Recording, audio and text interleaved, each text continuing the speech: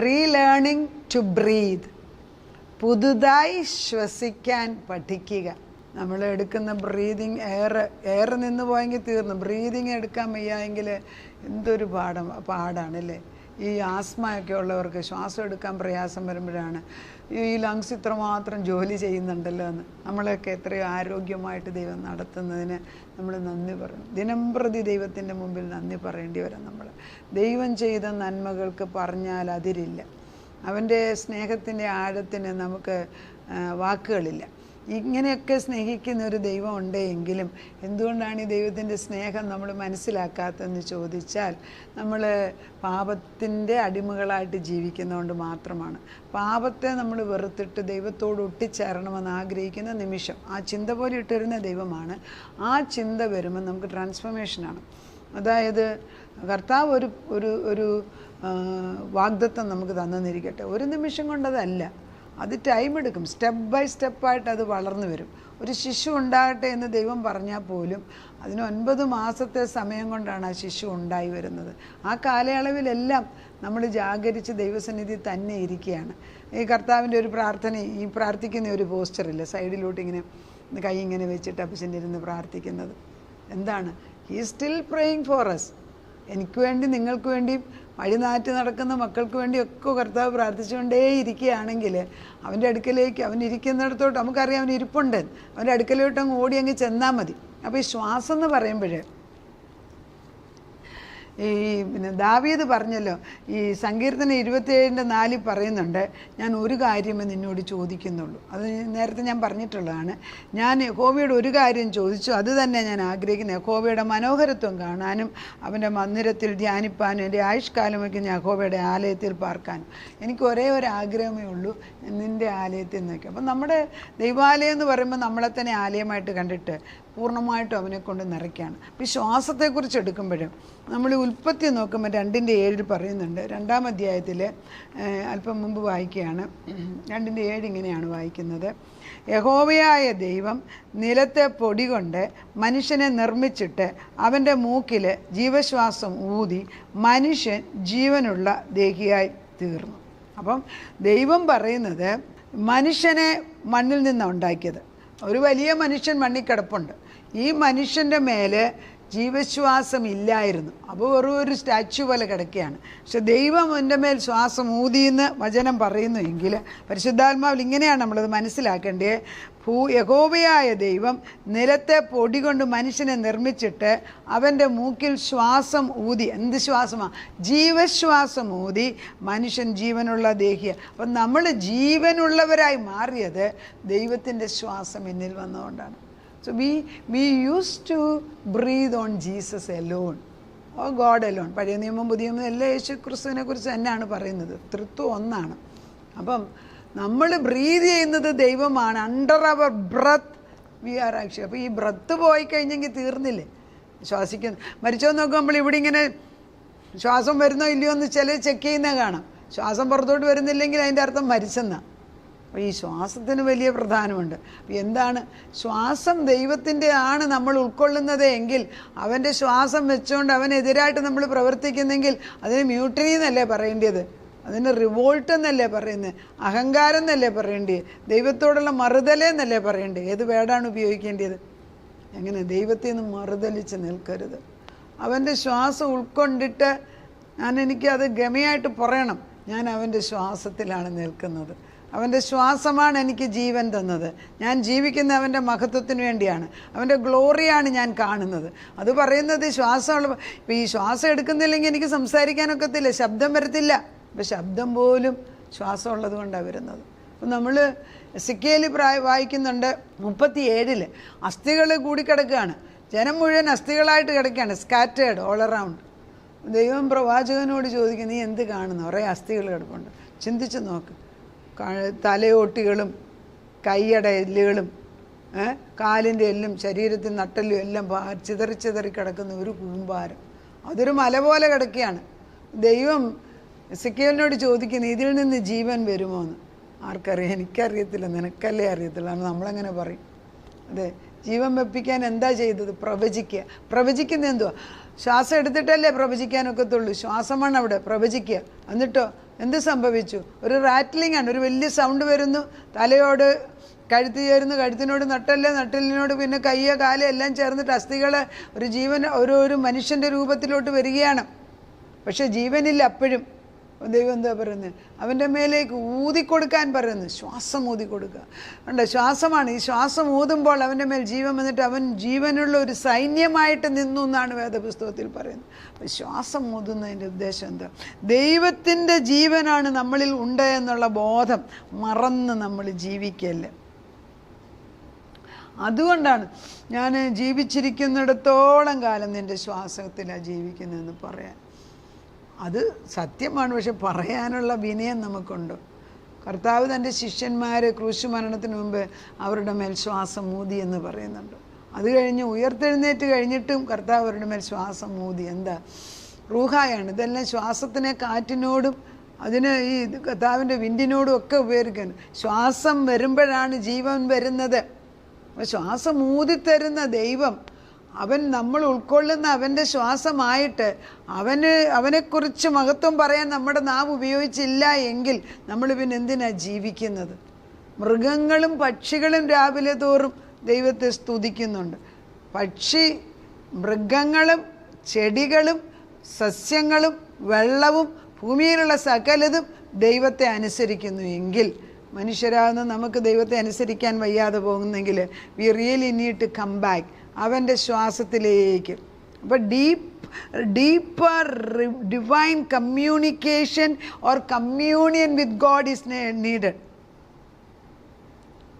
അതായത് നമ്മൾ അതിനു വേണ്ടി ആഗ്രഹിക്കണം. ഈ വലിയവനായ ദൈവത്തിൻ്റെ ശ്വാസമാണ് എന്നിലുള്ളത്. എനിക്ക് എൻ്റെ പദവി മാറുകയാണ്.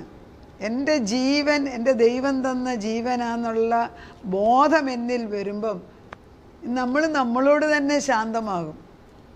എനിക്ക് സൗന്ദര്യം ഉണ്ടെന്നോ സൗന്ദര്യം ഇല്ലെന്നോ, നിറമുണ്ടെന്നോ നിറമില്ലെന്നോ, പണമുണ്ടെന്നോ പണമില്ലെന്നോ ഒന്നും ചിന്ത വരില്ല. Because this precious breath which I am having, the life I am having is that of living God. ദൈവത്തിൻ്റെ ശ്വാസം ഉൾക്കൊള്ളുന്ന ഒരു ശരീരമാണിത്. ഇതിന് സൗന്ദര്യമുണ്ടപ്പോൾ, ഇതിന് ജീവനുണ്ട്, ഇതിന് കഴിവുണ്ട്. ഇതൊരു ഓൾട്ടറാണ്, ഇത് മഹത്വമേറിയതാണ്. അപ്പോഴാണ് നമ്മൾ ദൈവത്തെക്കുറിച്ച് നമ്മളങ്ങോട്ട് ചിന്തിച്ചിട്ട് ദൈവത്തെ സ്തുതിക്കാൻ പോകുന്നത്. കർത്താവിൻ്റെ പരിശുദ്ധാത്മാവ് വരാതെ ഈ സത്യങ്ങൾ ആർക്കും മനസ്സിലാത്ത. അപ്പോൾ ദൈവം ശ്വാസം ഊതി കൊടുക്കുന്നു. ദൈവത്തിൻ്റെ ശ്വാസം വരുമ്പോൾ നമ്മളിൽ മാറ്റം വരുന്നു. അങ്ങനെ മാറ്റം വന്ന ശിഷ്യന്മാരോട് ദൈവം പറയുന്നുണ്ട്, നിങ്ങൾ നിങ്ങളുടെ സ്വന്തം കഴിവിൽ ജോലിക്ക് പോകരുത്. നിങ്ങളുടെ ആവശ്യത്തിന് വേണ്ടി ഞാൻ കരുതിയിട്ടുണ്ട്. എന്ത് നിങ്ങൾ ചെയ്യണം? Tarry in Jerusalem until you receive power from above.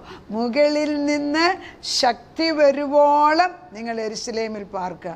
ക്രിസ്തു മറ്റുള്ളവരെ പോലെ തന്നെ പ്രസംഗിച്ച് നടന്ന ഒരു അവതാരമാണ് ചിലർ പറയുന്നു. പക്ഷെ നമുക്കറിയാമോ വ്യത്യാസമെന്ന്? അവൻ്റെ ശ്വാസമാണ് നമുക്ക് ജീവൻ തന്നതെന്ന് മനസ്സിലാകുമ്പം നമ്മൾ അവൻ്റെ മുഖത്തേക്ക് തന്നെ നോക്കത്തുള്ളൂ. അവൻ്റെ ശ്വാസമാണ് എന്നിൽ നിൽക്കുന്നത് എങ്കിൽ ഞാനൊരു ഓൾട്ടറാണ്, ഞാനൊരു ബലിപീഠമാണ്. അവൻ പറയുന്നു, വെയിറ്റ്, ഈ എന്നിൽ ക്രിസ്തുവിൻ്റെ ശ്വാസമാണ് ഉൾക്കൊള്ളുന്നത് എങ്കിൽ പരിശുദ്ധാത്മാവ് വരുന്നിടം വരെ, എന്നിൽ നിന്ന് ബുദ്ധിയും ജീവനും പ്രാപിക്കുന്നിടം വരെ യെരുശലേമിൽ തന്നെ ഇരിക്കുക. അങ്ങനെ അവരനുസരിച്ചു. പെന്തക്കോസ്ത് ദിവസത്തിൽ പുതിയ കൊടിയ കാറ്റുപോലെ വന്നിട്ട് അവരുടെ മേൽ ദൈവശ്വാസം വന്ന് വീഴുന്നത് എങ്ങനെയാണ്? പിളർന്ന നാവ് പോലെ അവരുടെ മേൽ വന്നിട്ട് അവരെ ആർക്കും മനസ്സിലാകാത്ത ഭാഷയിൽ, അന്യഭാഷയിൽ സംസാരിച്ചപ്പോൾ പുതിയ ശ്വാസത്തിൻ്റെ, ദൈവത്തിൻ്റെ ശ്വാസം പുറത്തോട്ട് വരാൻ തുടങ്ങി. ആ ശ്വാസം ഇന്നും നിലനിൽക്കുകയാണ്. ഇന്നും ദൈവം നമ്മളോട് സംസാരിക്കുകയാണ്. Tarry in Jerusalem until you receive power from above. മുകളിൽ നിന്ന് ശക്തി പ്രാപിക്കുവോളം നീ യെരുശലേമിൽ തന്നെ ഇരിക്കുക. അതിന് രണ്ടർത്ഥമുണ്ട്. ഒന്ന്, നീ പലരും ഇത് പറഞ്ഞുകൊണ്ട് യെരുശലേമിൽ പോയിരുന്ന് പ്രാർത്ഥിച്ചിട്ട് വരുന്നവരുണ്ട്. പക്ഷേ ഇരിക്കുന്നിടത്ത് തന്നെ ഇരുന്ന് ദൈവത്തെ കാണണമെന്ന് ആഗ്രഹിക്കുമ്പോൾ ദൈവം അവിടെ ഇറങ്ങി വന്നും ശക്തി പ്രാപിക്കുന്നവരുണ്ട്.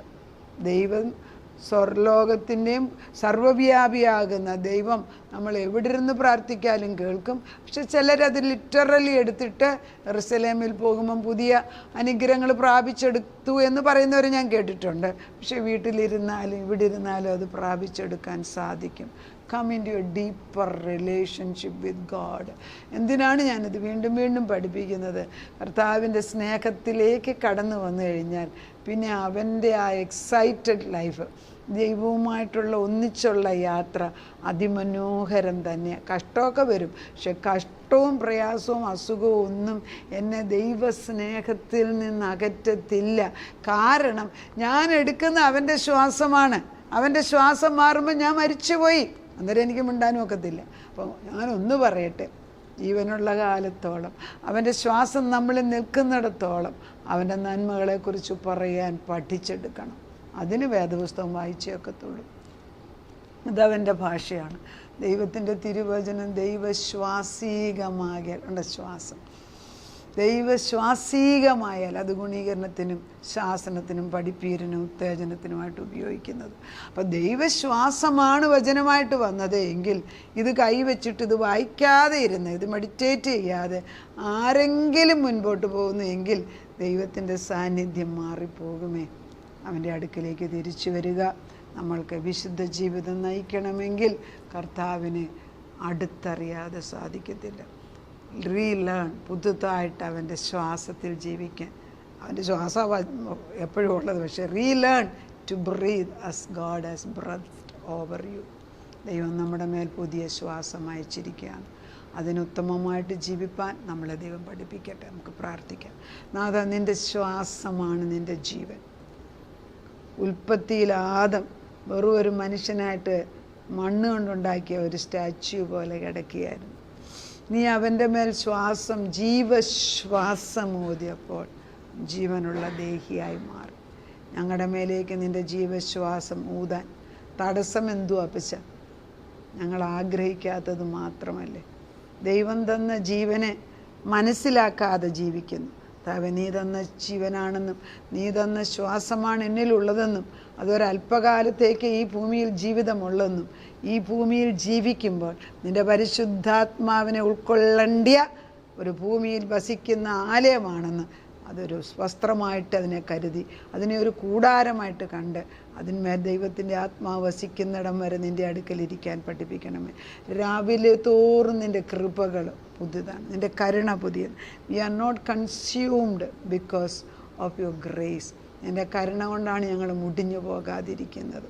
ദൈവമേ, രാവിലെ തോറും നിൻ്റെ കരുണ വലുതാണ്.